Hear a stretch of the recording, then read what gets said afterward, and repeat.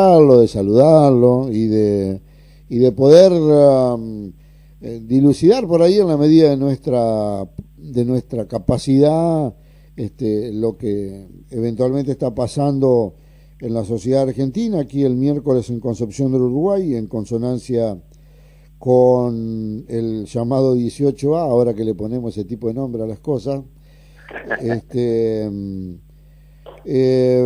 hubo una movilización muy importante, te diría muy numerosa en términos de la media habitual en este tipo de movilizaciones, de expresiones sociales, que fue multitudinaria en todo el país, en verdad, y que desde ese día creo que no ha cesado en todo el país, eh, o desde antes inclusive, en pequeñas manifestaciones individuales, en ciudades, en recursos, en proyectos, de manifestarse de alguna manera. Sin embargo, asistimos a un gobierno nacional absolutamente sordo a este tipo de expresiones. ¿Cómo lo está viviendo alguien que está en el periodismo al lado de un hombre como Luis Delía? Felizmente lo tiene ahí al lado ahora, ¿no? Ujú, Eh, así es. y, y además viviendo en ese núcleo de intereses que es la capital federal. Sí, sí. A ver, yo lo vivo con preocupación, por un lado, con algunas cosas con alegría y otras con esperanza y paciencia.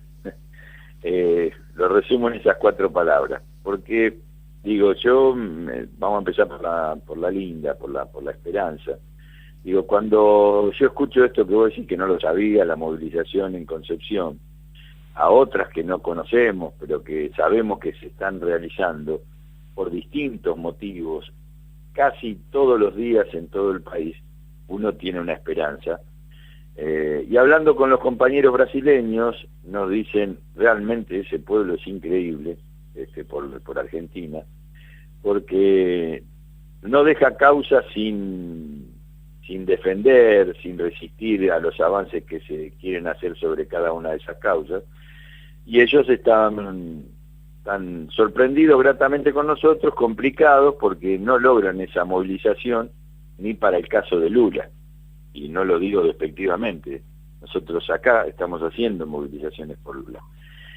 Entonces esperanza hay cuando los panaderos se juntan y van al Congreso, cuando hacen un verdurazo, cuando los docentes, los estatales, van resistiendo las distintas medidas que va tomando el gobierno con despidos. Eh, Computamos a favor la liberación de compañeros como Luis, como Zanini. Si no hubiera movilización, si no se siguiera hablando, eso queda tapado y realmente no trasciende.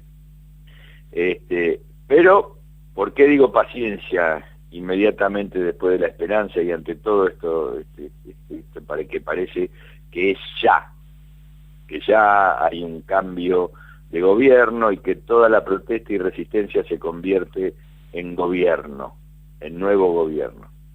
Porque yo creo que el poder diseminado que cada uno de nosotros tenemos, también con nuestros medios de comunicación, porque damos resistencia, todavía es insuficiente al no tener una amalgama y no estar unificados por un proyecto común.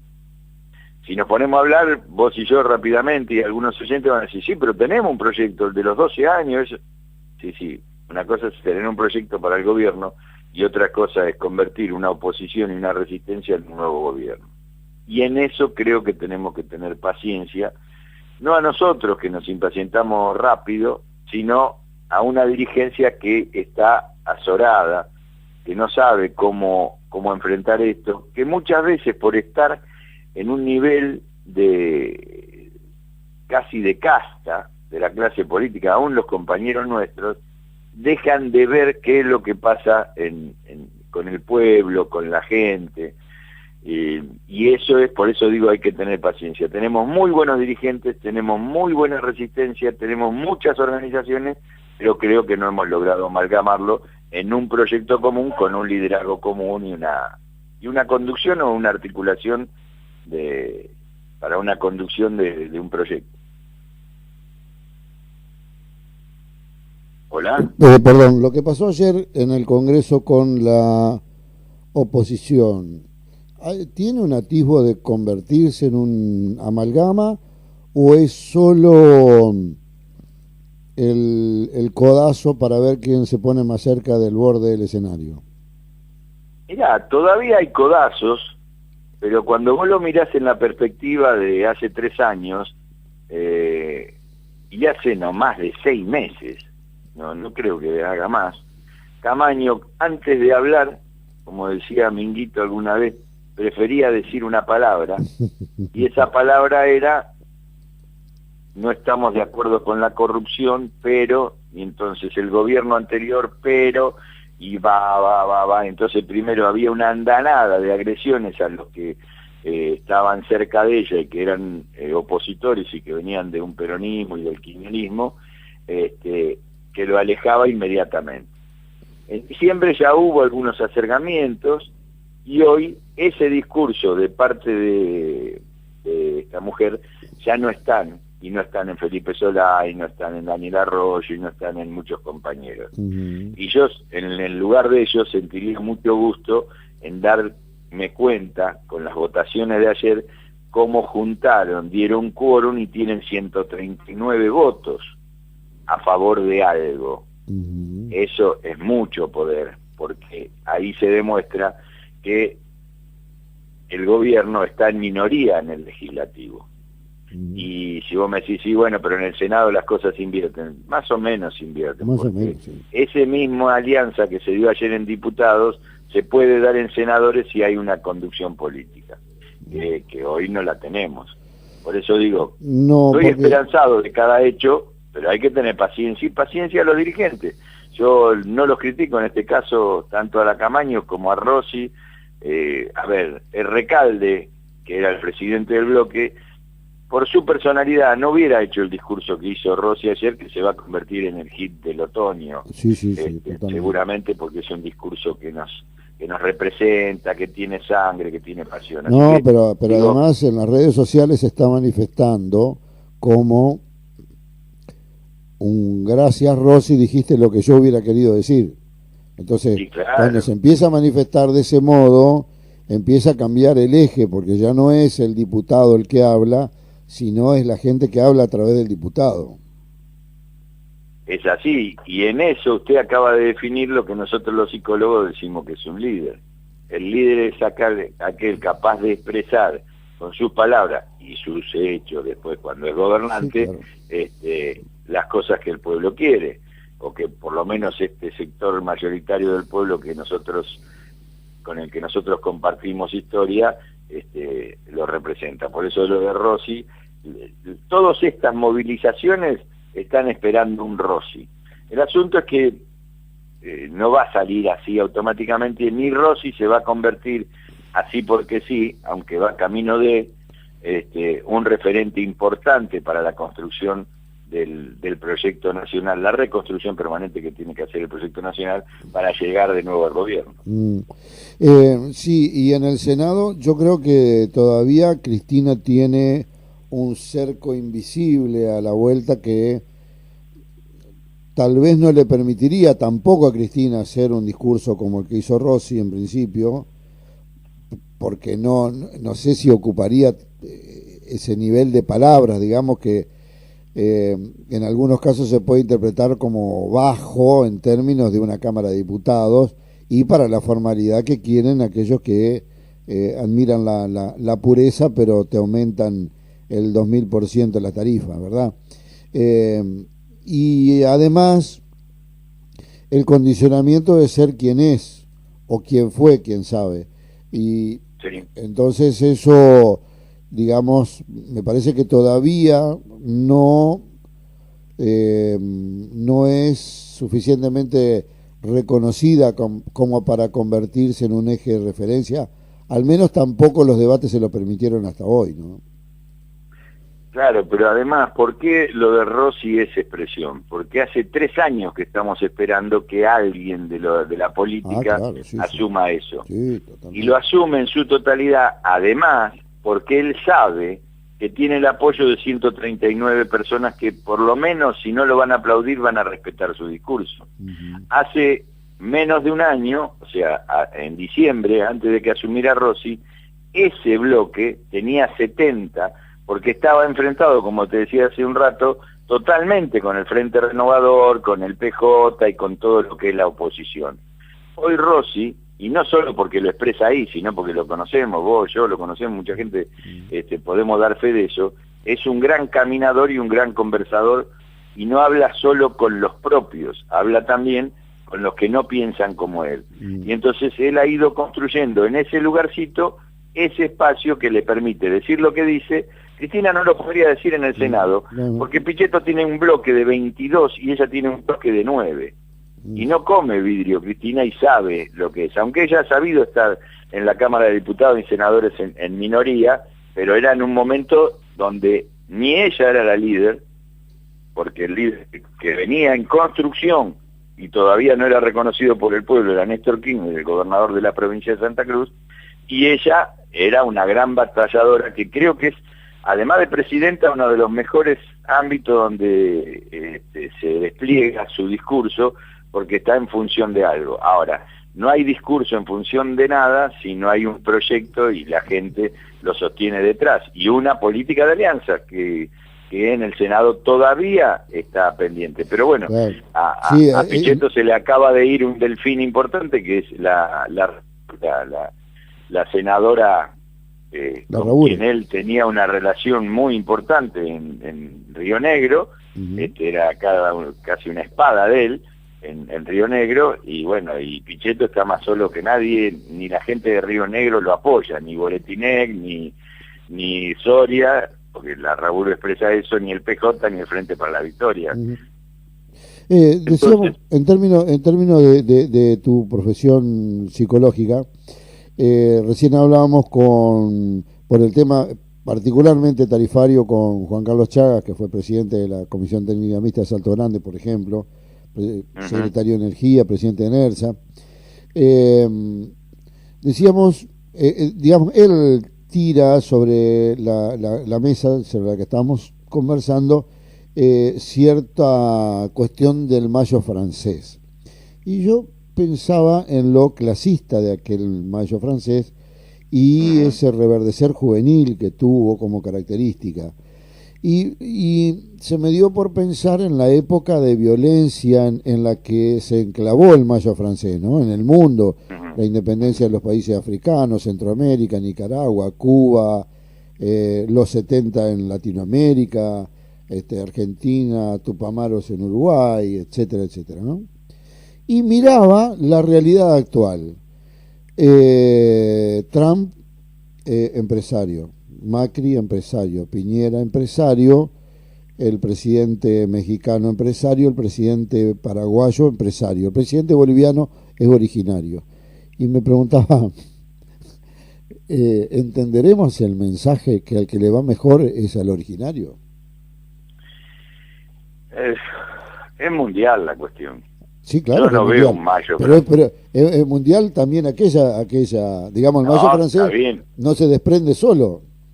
No, pero en ese contexto, el mayo francés, si no aparecía, le pegábamos a los franceses.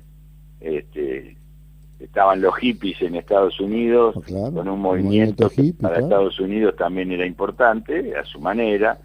Había una ola mundial que iba para ese lado. Pero esa ola mundial, el otro día estuve en una charla con Alcira Argumedo, empieza a hacer agua a partir del año 72, con el golpe en el Uruguay de Bordaberry, los militares, después sigue en el año 73 con Chile, simultáneamente está pasando lo que pasaba en Perú con Velasco Alvarado, con Torrijos en Panamá, con el golpe de Estado en el 74,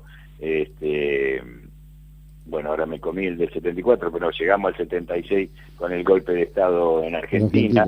O sea, es una ola que cambia y tenemos que asumirla, que esa ola hoy está en ofensiva, porque, a ver, el candidato nuestro en Paraguay era el candidato a vicepresidente de un liberal.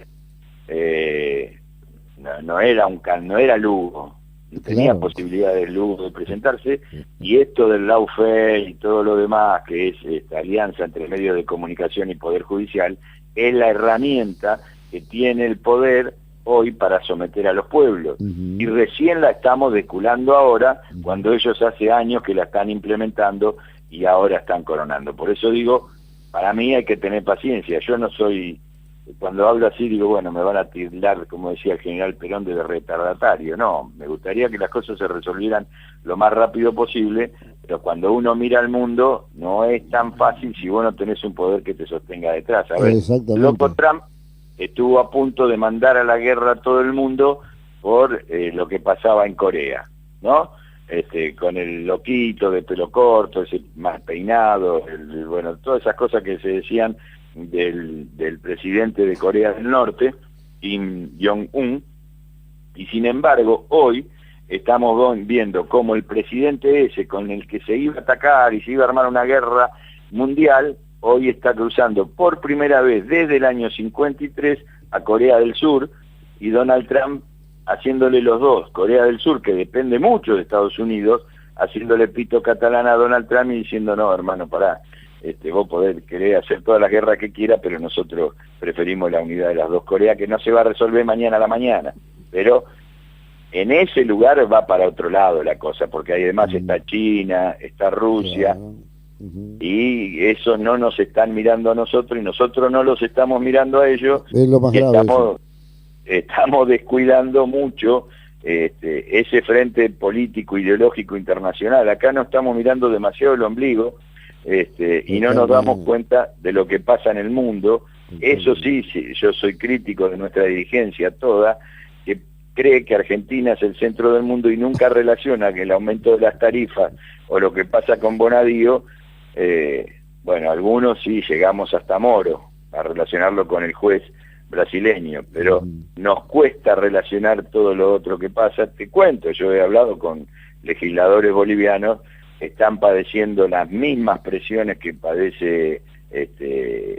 padecimos todos, porque por las redes, los medios de comunicación y todo lo demás no le dan tregua a Evo Morales, y creemos que sí, que él ha hecho un cambio muy importante porque cambió la Constitución, estableció un Estado pluricultural, empoderó hasta económicamente a muchos sectores que antes, que son la mayoría de la población en Bolivia, y que hoy sí están empoderados y con recursos económicos para sostenerlo. Claro. Sí, Ahí hay un cambio importante. sí, yo creo que hay muchos, lamentablemente muchos que llegan a la política porque son simpáticos, porque lo conoce en todos lados, etcétera, etcétera. Porque dan bien en cámara. Bueno, pero no leyeron ni el diccionario. Entonces No. cuando vos los pones, los exhibís ante un panorama como este, yo recuerdo mucho, Perón decía, no basta con que caiga la dictadura, hay que saber qué vamos a hacer al otro día cuando caiga. Él estaba hablando de paciencia. Y un día le hago un reportaje a Raúl Barbosa, y Raúl Barbosa me dice, bueno, él hablaba de que a los pobres no le pudieron, dice, los pobres le ganaron a la financiera porque no se le pudieron quedar con nada, porque no tenían nada. Dice, Claro. siempre dice, los indios, dice él, por los pobres, los indios, cuando el país le va bien, a ellos le va mal, y cuando le va mal, a los indios le va peor. Pero de ellos aprendí mucho. ¿Qué aprendió? Le dije yo. La paciencia, me dijo. ¿Y qué es la paciencia? Sí. ¿Qué es la paciencia? La paciencia es una espera activa, me dijo. Un indio, si se para al lado del arroyo, si se sienta a esperar que pase el pescado, mientras se para, agarra el arco, pone la flecha y la dispara, ya se fue el pescado. Tiene que esperarlo de pie y con la flecha puesta, de modo que cuando venga el pescado la lanza, es la única forma que tiene de pescar, y muchas veces le erra. Entonces, esa cuestión de observar el conjunto primero, porque también para Perón la política era una sola, que era la política del mundo, y a eso hay que atenderlo siempre, porque nada pasa solo. Entonces, estamos, ahí lo teníamos recién a a un actor español cuyo nombre acabo de perder en la memoria, que decía que esta es una revolución al revés. Y lo está diciendo de España. Dice, Rajoy no le va mal porque no consigue puesto de trabajo. Él vino para eso. Entonces no es Vinieron para eso. claro, no es que a Macri le vaya mal, a Macri le va el pelo con lo que está pasando. El problema es No, que y le nosotros va, tenemos que darnos cuenta de eso. le va muy bien. Te doy dos datos más que por ahí los manejas, pero por la duda lo subrayo. Macron, que es el Macri francés, volviendo al mayo francés ese que vos decís, ellos tienen un Macron allá, es un hombre joven, bancado por la banca Rothschild, que son los que en algún momento estuvieron detrás de la declaración de la Segunda Guerra Mundial, apoyando a Hitler. Bueno, hay una cuestión interesante para memorizar y ver Macron. No estoy diciendo que sea un nuevo Hitler. Lo que hace Macron, le dice a Merkel, una Merkel debilitada que le costó 6 meses armar su... Mirá vos. Pero qué tremenda pena haber perdido